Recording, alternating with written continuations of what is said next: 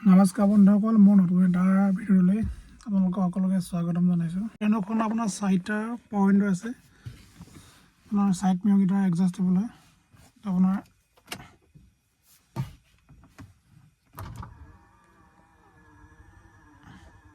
এইটো চুইচতে খুলিব পাৰি।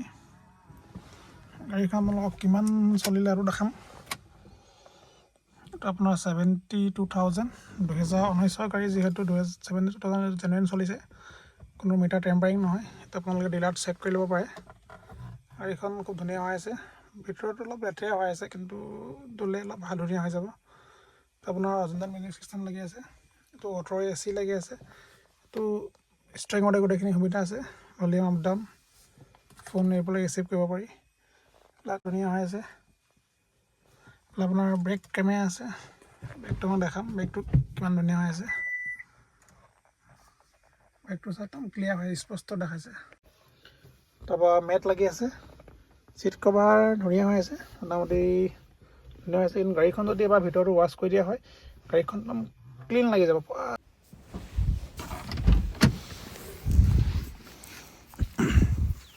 গাড়ীখনৰ এতিয়া আপোনালোকে বাহিৰতো চাওক, বাহিৰৰ ফালৰ পৰা আপোনালোকক দেখাম ধুনীয়াকৈ এতিয়া।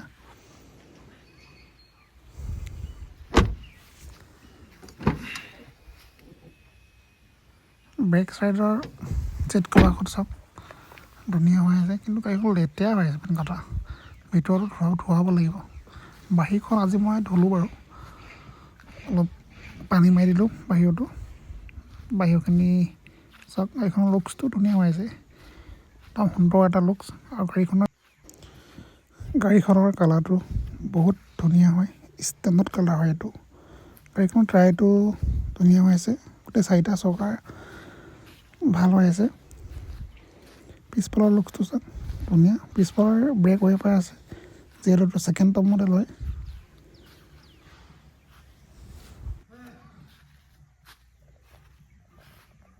আপোনালোকক এতিয়া মই ইঞ্জিনটো দেখাম, কেনেকুৱা কি হৈ আছে।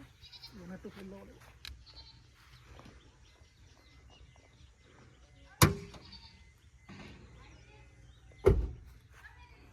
আপোনালোকে এতিয়া চাব ইঞ্জিনটো।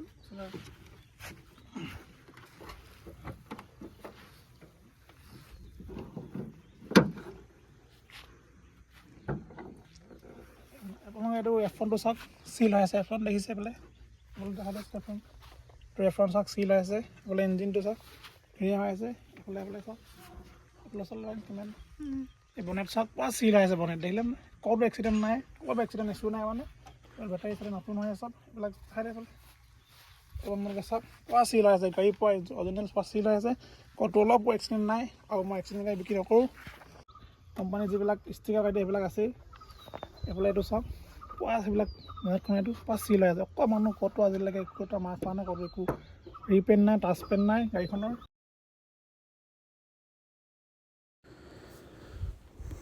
গাড়ীখনৰ আপোনাৰ চকা গোটেই 4টাই ভাল হৈ আছে, আৰু স্পেয়াৰ চকাতো কাম চলিব।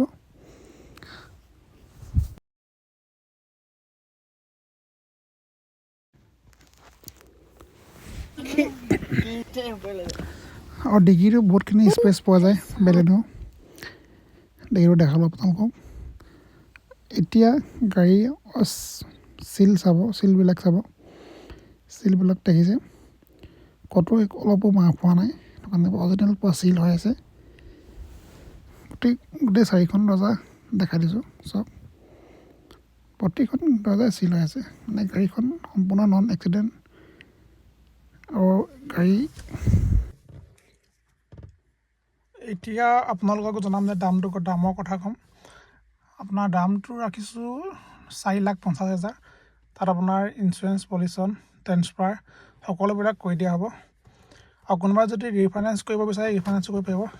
ৰিফাইনেন্সৰ ফেচিলিটি আছে। কিন্তু আপোনাৰ ৰিফাইনেন্স কৰিলে আপোনাৰ কিন্তু কিছুমান এক্সট্ৰা প্ৰচেছিং চাৰ্জ, সেইটো এক্সট্ৰা ভৰিব লাগিব।